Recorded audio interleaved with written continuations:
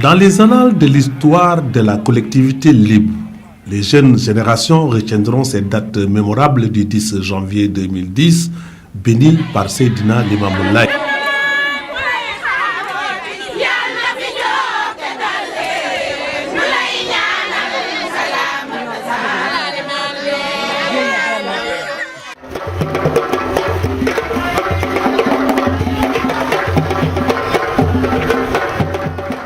Elle est riche en sons, en couleurs et une mobilisation sans précédent des dignitaires revenus de toutes les contrées, jadis province des descendants de la collectivité. lébu yi xam ngeen ne fa ñu jógee dafa sori Inde, Égypte, Syrie, Sahara, Libye, Mauritanie door a dugg dans le Sénégal. bi ñu duggee presqu'île de Cap-Vert fu ne jaar nañu fa ci région yëpp sëy na ñoom ñëpp bu ñu ko temps bi mayoon dinañ ko wax lébu sëy nag race yëpp kon démocratie ci lébu la fekk baax démocratie muy jëkk ci lébu waaye ba ñuy dugg dans la presqu'île de Cap-Vert foofu la affaire bi ne kenn du wax jumelage te waxagoo presqu'île de Cap-Vert li tax may indi foofu dama bëgg a indi les 4D de la région du Cap-Vert. À l'époque dañu amoon lu ñu ay subdivision moom la lébu njëkk a créé en 1432 subdivision yooyu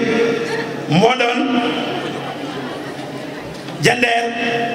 Jalaaw, Jëgëj ak Jëlëg bi mooy les 4 régions de la presqu'île du Cap-Vert en 1432 bindkat yi na ngeen noté bu baax. gis ngeen loolu ba ñu ko créé dañu wax ne dañu ut hymne national am nañu si hymne national comme ni République du Sénégal amee hymne national beneen réew am hymne national lébu yi am na hymne national parce que neex na dégg en 1432 boobu république bi fi ne tey di République du Sénégal amagul. bu ñu fàtte ne la révolution française date de 1789 te li may wax c'est bien avant c'était en 1432 alors ba ñu créé région yooyu dañu wax ne dañu seet hymne national kon foofu lay indee madame le maire Adja Oumoul Khayri Gueye Seck ci initiative rafet na ndax démb la woon ba ñu jëlee hymne national bi kan moo ko créé ku ñuy wax Mame Rouba Jëleen moo ko créé Mame Rouba Jëleenum ñuul moom la ñu dem waxtaan ak moom mu doon jigéen ju am xel ku bokkoon ci ñi nga xam ne kàll lébu tey muy làkku lébu moo ko créé fii dans la presqu'île du Cap-Vert ne ko dañu bëgg nga jox ñëw tagg ndax fi ñu ñëw sanc ka muy la presqu'île du Cap-Vert bu ñu fàtte ne Denis Diaz Kadamosto yëpp bi ñu ñëw fekk nañ fi lébu yi boobu lébu yi placé nañ 14 ans avant Denis Diaz avant Kadamosto mu jox leen ne leen 4 régions yi seen hymne national nii la xam nga lébu dafa bëgg kaa ak koo kaa koo lu am solo la ci lébu moo tax ma wax ne lébu boo bëggee seet li muy wax toujours bu commencé ndë da ngay dindi n apostrophe nga sànni ko jël dë moo ngay xam li muy bëgg a wax le vrai sens du mot bu commencé mbë jëlee n apostrophe nga sànni jël bë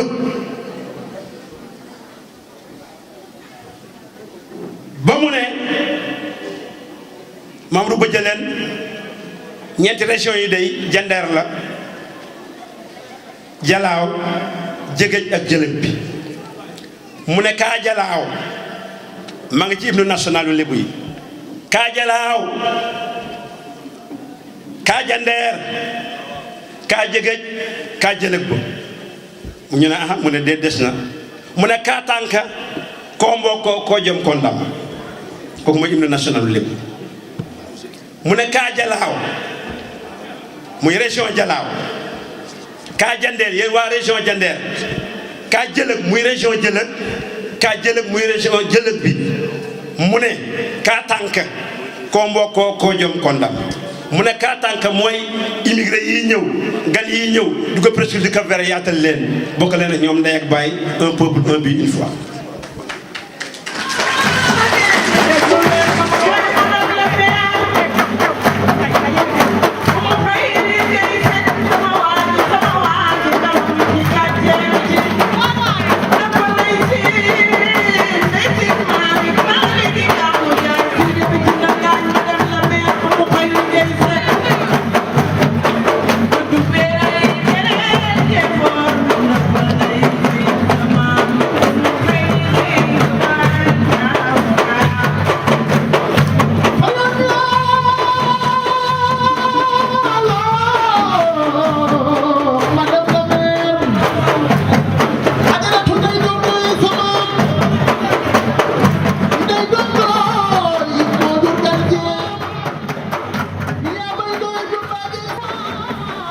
de cette journée, qui est une première, est à l'actif du docteur Oumou Khaïdé Seck, devenu 3e maire de Yoff depuis le 7 avril 2009.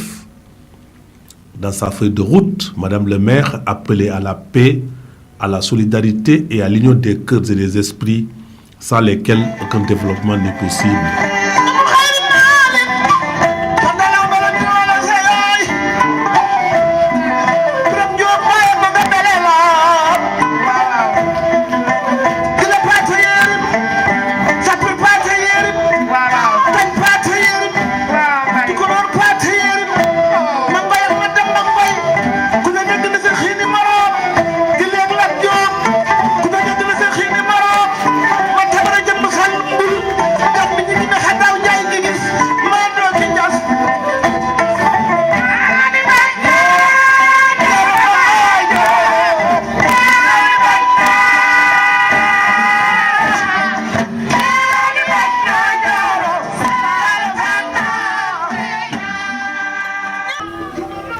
Joignant l'acte à la parole,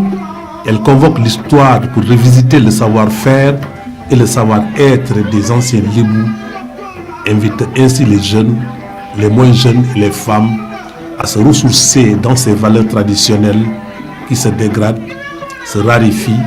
et désorientent de jour en jour vers un avenir incertain. Faratanka Bademe Onabour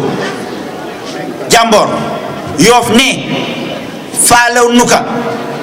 ta xamal ka neka lépp la mu daan teg mu lab galak dañ na bés ni ki tey te aw faratanka bala sa jant sawee edina tàggal si boppam sa baatkat. C'est pourquoi sa commune Yoff, porte d'entrée du Sénégal par air et mer, et la commune de Kayar, terroir du sable fin, ont décidé conformément à l'article 14 du Code des collectivités locales de jumeler. Vu le décret 96-745 du 30 août 1996 portant création des communes d'arrondissement dans les villes de Dakar, Guédiawaye, Pikine et Rufisque, en sa séance du 3 août 2009 délibère. Article 1er. Le conseil municipal de la commune d'arrondissement de Yoff autorise Madame le maire à signer une convention de partenariat avec la commune de Kayar. Article 2. La présente délibération sera enregistrée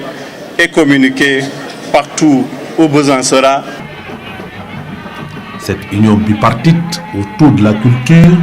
l'économie et la solidarité est un bel exemple de coopération intercommunale entre deux localités liées par la géomaritime et aux valeurs identiques.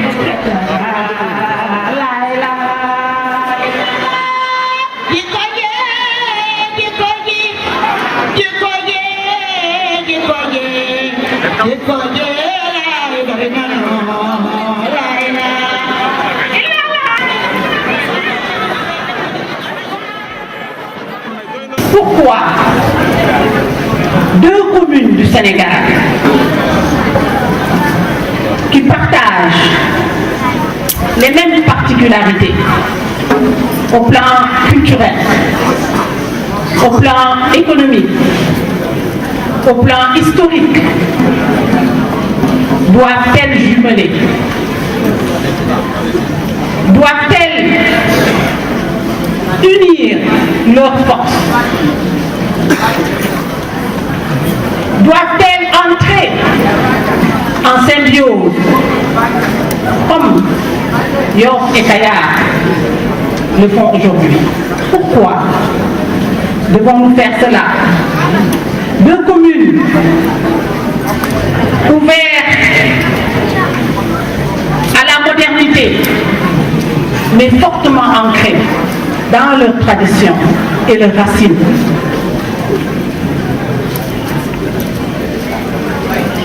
Nous sommes dans une collectivité, la collectivité Lébou, qui a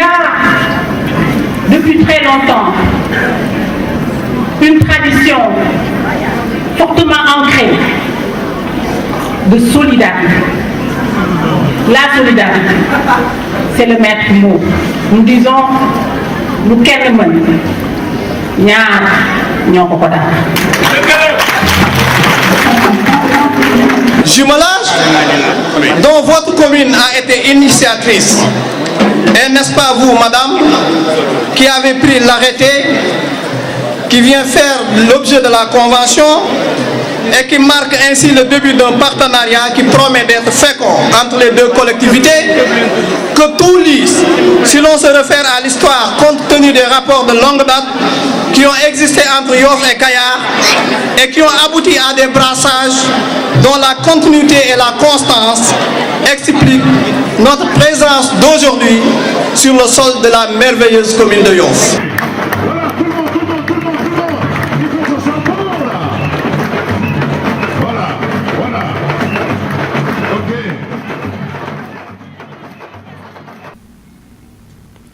Ce combat des jumeaux de Yoff et de Kayar,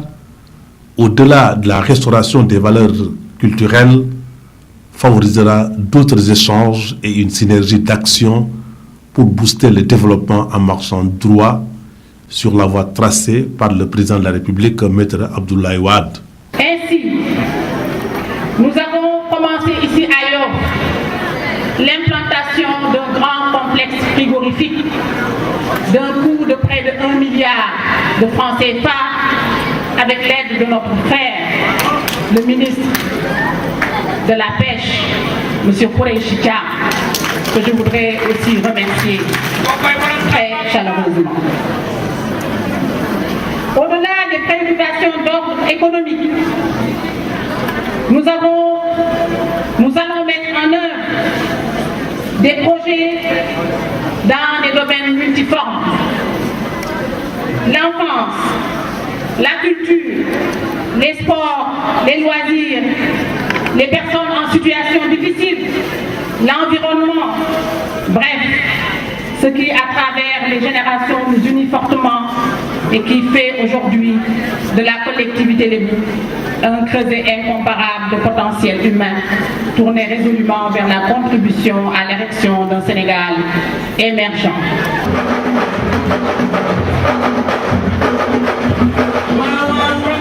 Bassirou Diagne Marème, grand sérigne de Dakar, qui a assisté à l'événement, a fait un plaidoyer pour la pérennité d'une telle initiative du docteur Oumou Khayri Gueye Seck. li am solo ci daje bi li am solo ci daje bi moo di dafa dekkal sunu culture,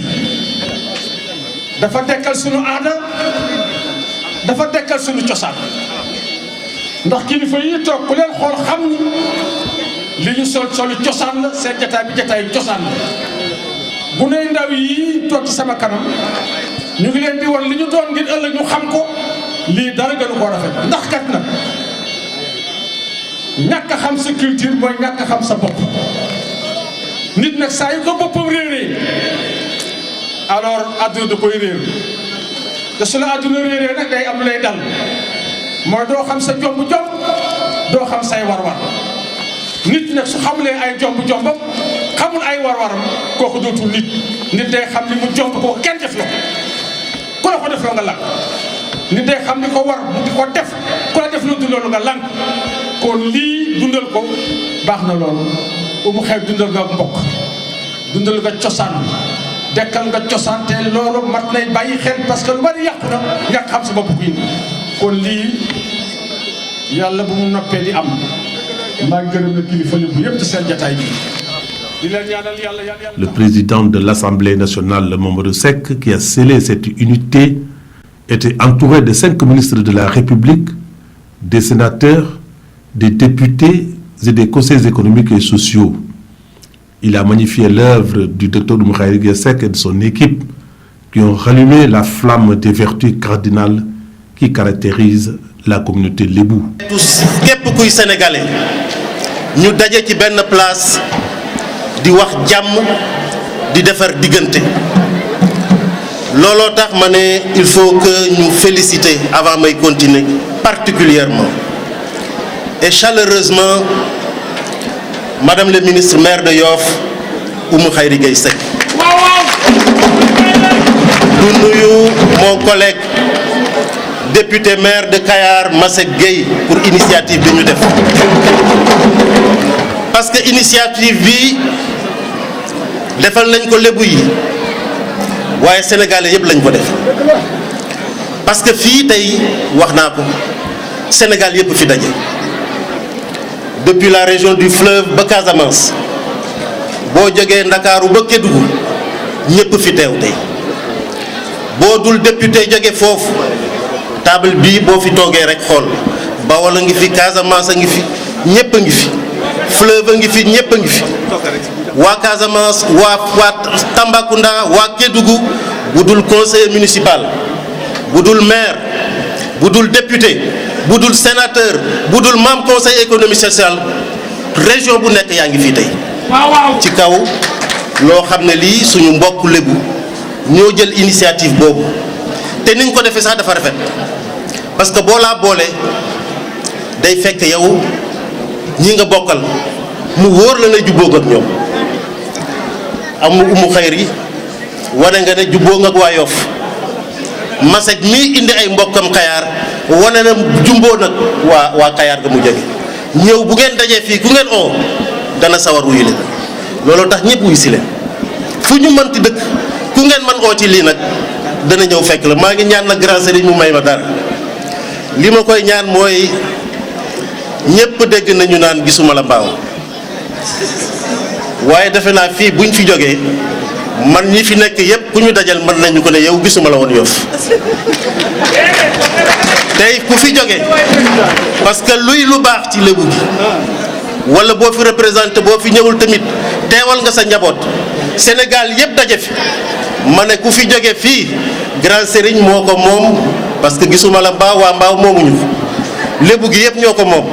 ma ne ñaan naa ko ñii fi toog ñu may leen bu ñu delloo ku ñu dajal ne la aw faa nekkoon gisuma la woon Yoff loolu defe naa grand sëriñ di nga ma ko may. Ce jumelage a été un moment plein de symboles, de souvenirs, de découvertes, de réconciliation à travers les cadeaux et les distinctions. Rendez-vous donc à Kayar pour le jumelage retour.